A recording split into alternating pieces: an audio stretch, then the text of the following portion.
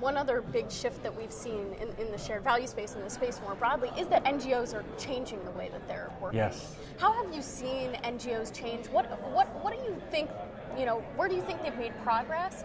And where do you think there's sort of still room for, better collaboration and better relationships? Great. Well, there's been enormous progress made in the apparel sector.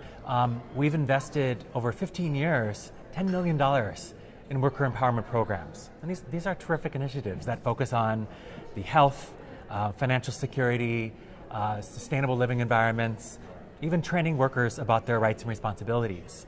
That sounds like a great success story, right? But if you refract the prism a bit, and you ask a fundamental question, how many of these were actually sustained by the suppliers after our funding left? Survey says 0, So if that's the case, then we recognize we needed a fundamental rethink. We could be comfortable and rest on our laurels and say we rolled out a lot of programs that happened for 1 or 2 years. But we recognize that building that connective tissue between the brand, a local NGO, and a local supplier was really critical.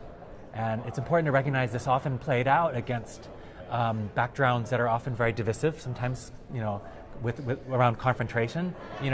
Bringing an NGO on the factory floor was often greeted with a lot of suspicion.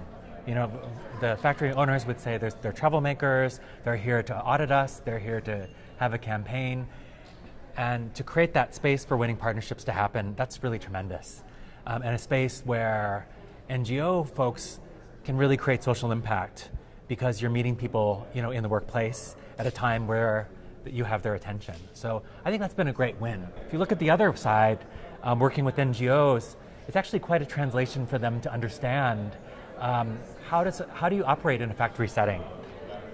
There are, for example, there are production schedules. And in another setting, you might be able to operate in the community and have 3 hours with workers. In the factory, you might have 30 minutes. So how to condense folks who work very hard, ways to maintain their interest. So it's been a tremendous journey, one that's been very humbling.